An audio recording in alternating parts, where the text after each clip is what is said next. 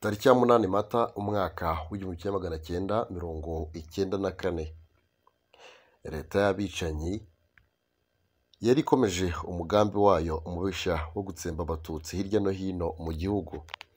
Iyi nyandiko iragaragaza hamwe mu hantu hashoboye kumenyekana hiciwe abatutsi ku itariki nk'iyi mu mwaka w'1994. Abasenyeri Gatolika banditse ko bababajwe n'urupfu rwa Habyarimana, ntibigera bamagana jenoside yakorewe abatutsi. Mu itangazo ryanditswe tariki ya 10 z'ukwezi kwa 4 1994, rishyirwaho umukono na Musenyeri Tadeyo Nsengiyumva, Musenyeri wa Kabgayi, akaba yayoboraga inama y'abasenyeri icyo gihe, risohoka mu kinyamakuru cya Vatikani cyitwa Osservatore Romano. Abasenyeri Gatolika b'u Rwanda bababajwe n'urupfu rwa Habyarimana hamwe n'umubare w'abishwe inyuma yaho. Abasenyeri bavugaga ubwicanyi muri rusange, ntibigeze bavuga abatutsi bicwaga cyangwa ngo bavuge ababicaga. Bishimye cyane ingabo za Habyarimana ngo zabungabunga umutekano mu gihugu. Bishimiye ishyirwaho rya guverinoma nshya, bayisezeranya kuyishyigikira. Basabye abanyarwanda kuyishyigikira bakitabira ibyo babasaba byose. Ibi byerekana ko abasenyeri bari bashyigikiye ubwicanyi bwakorwaga, kuko bari bashyigikiye ababukoraga, bashyigikiye ingabo zicaga na guverinoma yarimburaga abaturage. Abafaransa bakomeje gufasha guverinoma y'abicanyi yayoborwaga na Minisitiri w'Intebe Jean Kambanda. Kuvana abantu mu Rwanda babajyanwa mu Bufaransa byarakomeje. Imfubyi 94 bakomokaga ku miryango y'abasirikare ba Habyarimana babaga mu kigo cy'imfubyi cya Sainte Agathe. Icyagata Kanziga, umugore wari perezida wa Repubulika, bajyanwe i Paris banyuze i Bangui. Bari baherekejwe n'abantu 34. Umwirondoro wabo ntiwigeze utangazwa. Ku itariki ya 10 z'ukwezi kwa 4 1994, Jerome Bicamumaka wari minisitiri w'ububanyi n'amahanga muri guverinoma yakoraga jenoside, yakiriwe na ambasaderi w'Ubufaransa mu Rwanda Jean Michel Marro, amusaba ko ingabo z'Ubufaransa zigomba gutabara kugira ngo zishyire ibintu ku murongo. Ni ukuvuga kurwana ku ruhande rwabo mu ntambara barwanaga na FPR.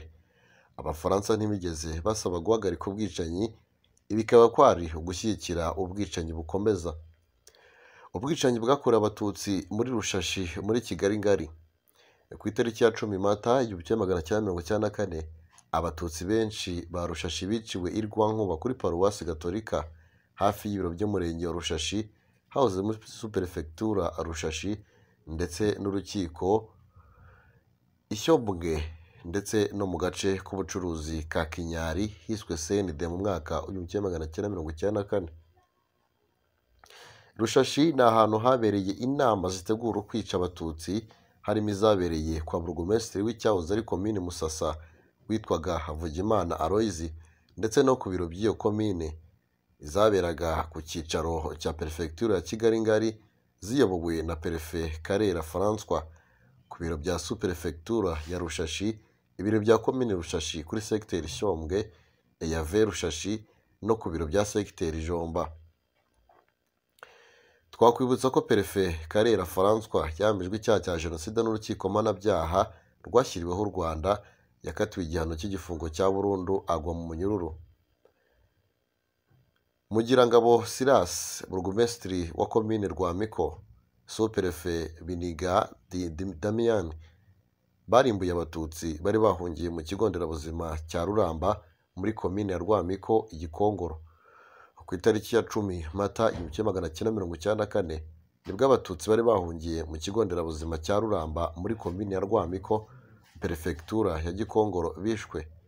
Abagize uruhare mu kubica harimo Mugirangabo Silas wari burugumesitiri wa komine Rwamiko, superefe Biniga Damien, Mutaganda wari konseye wa Ruramba, Gafaranga Innocent wari inspekteri w'amashuri muri komine Rwamiko, Nkurikiyinka Celestin wari umwarimu, Kidahenda Oswald wari impuzamugambi ya Sederi, Kabuga Leodomir wari Sederi, Nkuriza Felicien Ndabirinze wari sekiteri w'uruganda rw'icyayi rwa Mata na Nkuriza Anatole wari ushinzwe urubyiruko.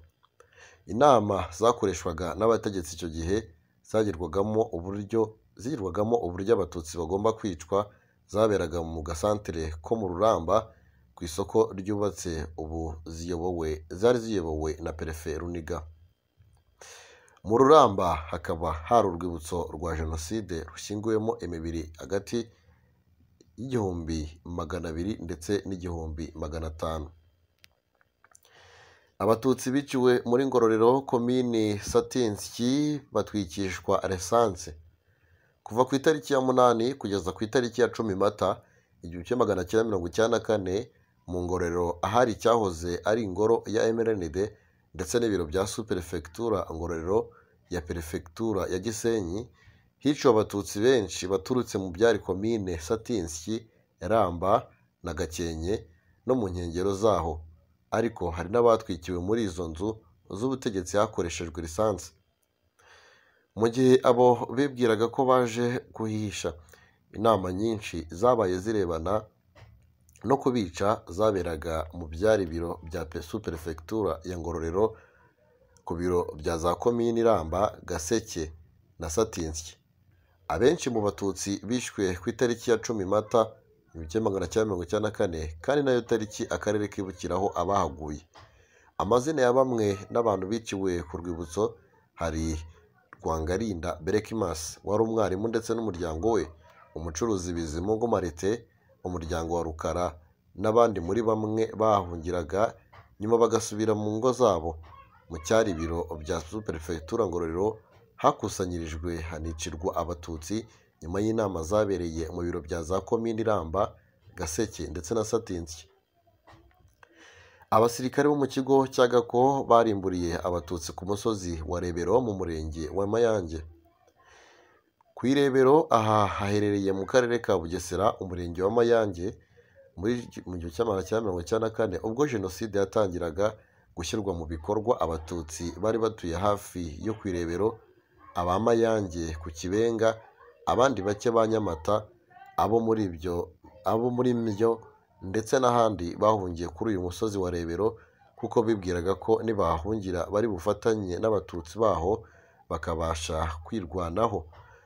Ku itariki ya 8 Mata 1994 ku musozi wa Rebero hari hamaze kugera abatutsi batari bake, maze bishyira hamwe. Ku itariki ya 8 Mata 1994 haje igitero gikomeye ariko cyasanze abatutsi bari ku Irebero bihagazeho barwanya icyo gitero gisubira inyuma. Ku itariki ya 10 Mata 1994 nibwo ku Irebero haje abasirikare bari bavuye mu kigo cya gisirikare cya Gako kirasa abatutsi bari bari ku musozi wa Rebero. Harokotse bake cyane kuko abasirikare babarasaga maze interahamwe zikaza nyuma zitema utarashiramo umwuka. Abatutsi biciwe kuri Kiliziya ya Gahanga i Kigali ku itariki ya 8 Mata 1994 ubwo Jenoside yari yakajeje umurego, nibwo abatutsi benshi ba Gahanga bahungiye muri Kiliziya ya Gahanga. Iyi kiliziya yahungiyemo abatutsi benshi bavuye impande zitandukanye mu nkengero za Gahanga. Muri iyi kiliziya hinjiyemo abantu bavanze, harimo abahutu ndetse n'abatutsi kuko mbere hari bamwe mu bahutu batari bazi neza abicwa abo ari bo. Bigeze ku itariki ya 9 Mata 1994 nibwo abayobozi ndetse n'interahamwe batangiye kuvuga ngo abahutu nimusohoke. Ubwo wabaga ari umuhutu wese icyo gihe yarasohotse. Ubwo hazaga umugabo w'umuhutu agafata umugore we cyangwa umwana we waba wahungiye muri iyi kiliziya, uwabaga ari umututsi wese ntiyemererwaga gusohoka. Byageze ku itariki ya 10 Mata 1994 abahutu bose bari bahungiye muri kiliziya bari bamaze kuvamo, hasigayemo abatutsi gusa. Uwo munsi ku itariki ya 10 Mata nibwo batangiye kwica abatutsi, ariko abatutsi bari bahahungiye bagerageje kwirwanaho. Bigeze aho interahamwe ziravuga ziti turagiye rwose, muraducitse ntabwo tuzagaruka. Uwitwa Konseye Buregeya niwe wasabye ko haza abasirikare ngo bice abatutsi hakoreshejwe imbunda. Nyuma kuri uwo munsi ku itariki ya 10 Mata 1994 haje abasirikare barasa muri kiliziya, abatutsi benshi barahagwa. nyuma haza interahamwe zikajya zireba abagihumeka zikabatemagura. Abatutsi bari bahungiye muri kiliziya hafi ya bose basize ubuzima, n'uwabashije kuhava yari yarakomeretse cyane. Ubu aho iyo kiliziya yahoze hubatse urwibutso rwa Jenoside, hashyinguwemo imibiri isaga 7,000. Interahamwe z'i Murambi yayoborwaga na Gatete Jean Baptiste zateye abatutsi b'i Rwimikenke, i Karambi, segiteri Murundi, barabica bose. Rwimikenke, i Karambi mu murenge wa Murundi hari kiliziya gatolika abatutsi bahungiye ari benshi ku matariki ya 8 ndetse n'amatariki 9 Mata 1994, ku wa 10 Mata 1994 abicanyi bo muri ako gace bafatanyije n'interahamwe zaturutse i Murambi kwa Gatete Jean Baptiste bica abatutsi bari bahungiye bose, babajugunya mu byobo by'imisarane byari byaracukuwe hafi ya kiliziya. Abicanyi bari ku isonga ni Gahirwa Apollinaire wahamwe n'ibyaha bya Jenoside, ariko ubu akaba yarafunguwe, na Gakwandi utarigeze aboneka kugeza ubu ngo ashyikirizwe ubutabera. Ubwicanyi bwarakomeje mu tundi duce tw'u Rwanda. Ubwicanyi bwakorewe abatutsi kuri paruwasi ya Nyarubuye, Rusumo, hagati y'ibihumbi 3 n'ibihumbi 4 barishwe. Ubwicanyi bwayobowe na Sylvestre Gacumbitsi wayoboraga komini ya Rusumo. Uwo munsi interahamwe zishe abatutsi i Kirambi muri komini Kimbogo muri cyahoze ari Cyangugu. Hagati ya tariki ya 10 na 11 Mata abarenga 1000 biciwe muri kiliziya Zaza i Kibungo. Tariki ya 10 habaye ubwicanyi bukomeye kuri paruwasi ya Kiziguro buyoborwa na Jean Baptiste Gatete, burugumesitiri wa Murambi. Hicwa hagati y'abatutsi 3500 n'ibihumbi 3700. Kuva ku itariki ya 7 n'iya 4 z'ukwezi kwa 4 abatutsi barishwe. Ubwicanyi bwarakomeje no mu minsi yakurikiyeho. Guverinoma y'abicanyi imaze kujyaho tariki ya 4 Mata, tariki ya 9 Mata hashyizwe ingufu ku gukangurira abaturage kwitabira Jenoside, kurimbura abatutsi hatitawe ku isano cyangwa se imibare yari isanzwe iranga abaturage basanzwe babana.